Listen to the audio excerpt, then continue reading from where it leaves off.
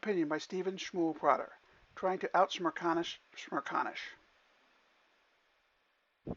Going to Israel during a pandemic. You would not know it, but I'm an Israeli, and I go back once in a while. It became a crazy situation very quickly.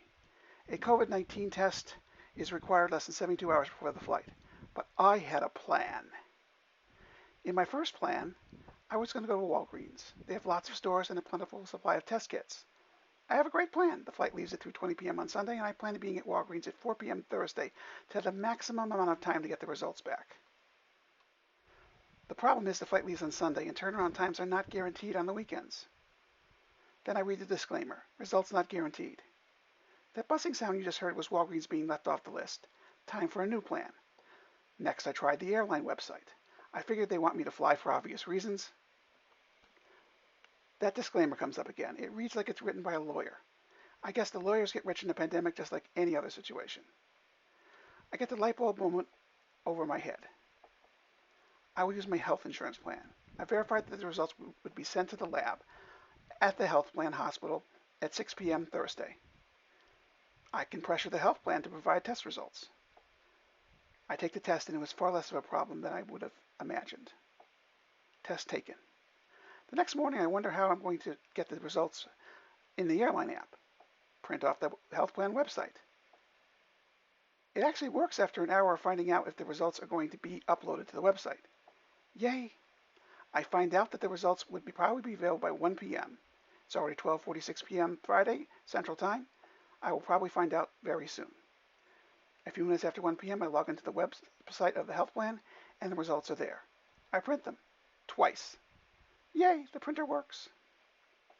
I photographed and uploaded the information to the airline app travel readiness site. I wonder how long it's going to be before it gets approved.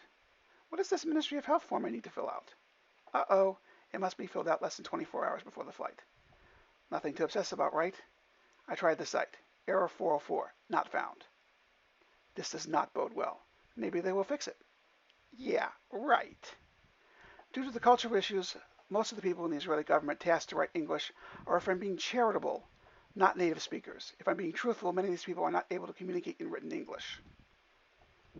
I am on alert, and the first moment I have, I jump on the site. Error code 404. I tried 100 times.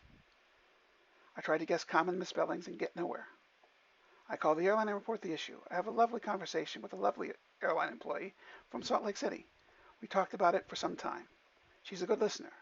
The conversation calms me, but it accomplishes nothing.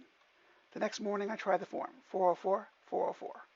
The form has a phone number on it. I asked my wife to call the ministry. You might as well try to reach the Ministry of Magic. My wife is hung up on numerous times. When she reached the person, she is advised to try harder. Be frequent. Persevere. 2 hours before the flight, I try uploading the COVID test results. Buzzing sound. Do not collect $200. Do not pass go. 2 hours before the flight. Panic sets in. The form comes up. I start filling it out. What's my flight number? Can I view it with a task switch on the iPhone? No. Thank you for playing. Try again. Now it's 20 minutes before I need to go to the airport, and I'm in a state of panic. In desperation, I try again. This time I remembered everything. I remember my zip code for Arad, my flight number. After about 10 tries, I get in the form. I start filling it out. I get to the city field, and I pick my quarantine city upon arrival. I see the city names are in caps, so I press caps lock. I try A for Arad. No results. Not a single key works. I try scrolling. I think of other ways to spell Arad in English and come up with nothing. I get nothing. No results. I need to leave for my flight. I still don't have the form filled out. At the point of desperation, I said, well, let's try lowercase letters, because there are no capital letters in Hebrew. So, with lowercase letters, the search works. I print the document. I upload it to United Airlines. Life is good. It only took about 12 hours of effort.